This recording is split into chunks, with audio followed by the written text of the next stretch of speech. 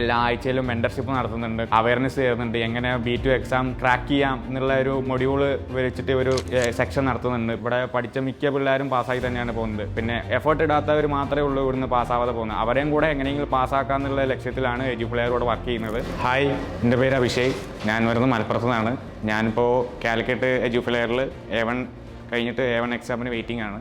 ഞാനിങ്ങനെ +2 കഴിഞ്ഞിട്ട് കരിയർ എന്ത് തിരഞ്ഞെടുക്കുമെന്ന് ആലോചിച്ചുകൊണ്ടിരിക്കുമ്പോൾ ഡിഗ്രി കഴിഞ്ഞിട്ട് ജോബ് കിട്ടാത്ത കുറേ ആൾക്കാർ ഇവിടെ ഇങ്ങനെ നടക്കുന്നുണ്ടെന്ന് നമുക്ക് അറിയാമല്ലോ. ഇവിടെ ഡിഗ്രി ചെയ്തിട്ട് ഒരു കാര്യമില്ല. അപ്പോൾ അങ്ങനെ ആലോചിച്ചിരിക്കുമ്പോഴാണ് എൻ്റെ ഫ്രണ്ട്സും കസിൻസൊക്കെ റെക്കമെൻഡ് ചെയ്ത് ജർമ്മനിയിൽ ഹൗസ് ബിൽഡിങ് ചെയ്യാം. അപ്പോൾ നമുക്ക് പഠിക്കുമ്പോൾ തന്നെ നമുക്ക് ഇങ്ങനെ വേൺ ചെയ്യാൻ പറ്റും. നമ്മുടെ എന്താ പറയുന്നത് ലൈഫ് സ്റ്റൈൽ നമുക്ക് അപ്പോൾ തന്നെ സെറ്റിലാക്കാന്നുള്ള ഒരു രീതിയിലുള്ള ഒരു കോഴ്സാണ് ഹൗസ് ബിൽഡിങ് ജർമ്മൻ എന്ന് മനസ്സിലായി.